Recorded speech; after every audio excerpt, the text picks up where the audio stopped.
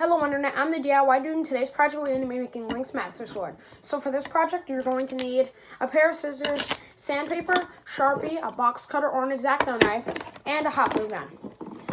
So the material you're going to be making the sword out of is foam core. I bought this from Walmart for about $2. You can get them at Michael's or any other craft store. Then you're going to want to get down and start outlining the piece. You can use the template from the link in the description. I recommend using this template because you can make this blade length as long as you need it to be for your body type. So we're going to get down on the floor and do that part. So I have all the pieces outlined right here on my floor. These two pieces are going to be sandwiched in between this piece so that we can get a nice sanded area so we can sand it down and give it that nice beveled edge. So I'm going to head back up to my desk and then we're going to after you're done outlining all of them, you should have 3 pieces that you can cut out using a box cutter or an X-Acto knife.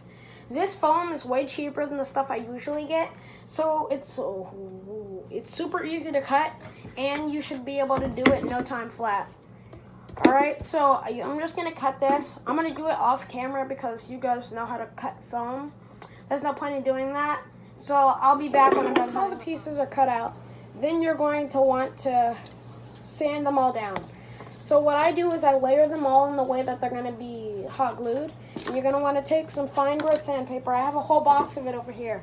So I'm going to use rough and then I'm going to go down with the finer coat later. So you're just going to want to, alright, so you're going to want to take both 2s. And that's why I labeled them as 2s because I didn't want to get them confused or mixed up.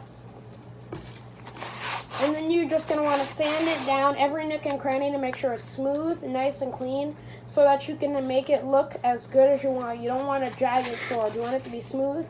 And then I'm going to head out to the store and buy some paint because I forgot to do that for this scene. So after I'm done sanding the entire thing, I'm going to head out to the store. And I am done with this project. I've made Link's Master Sword. I based it off of 2 different Master Swords. I based it off the Ocarina of Time and the Wind Waker with the little orange gem in the middle. So this entire project cost me around $15 to make, and I have a little mount for it up on my wall next to my hacksaw.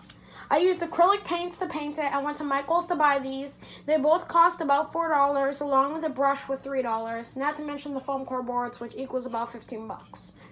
So this project is complete. I messed up on the back right here, but it's the display piece. It's not meant for anything else.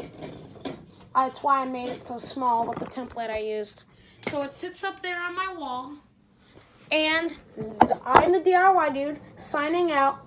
Leave your comments, suggestions for the newest project, and I'll be releasing that video tomorrow if I have enough time. I'm the DIY Dude, signing out. So I'm going to add this part in. I called it the orange gem. It's actually yellow. It's based on the Master Sword and the Wind Waker and Spirit Tracks and Phantom Hourglass. I just wanted to add that part in. It was a little mistake on my part. But anyways, just wanted to add that in. See you guys tomorrow.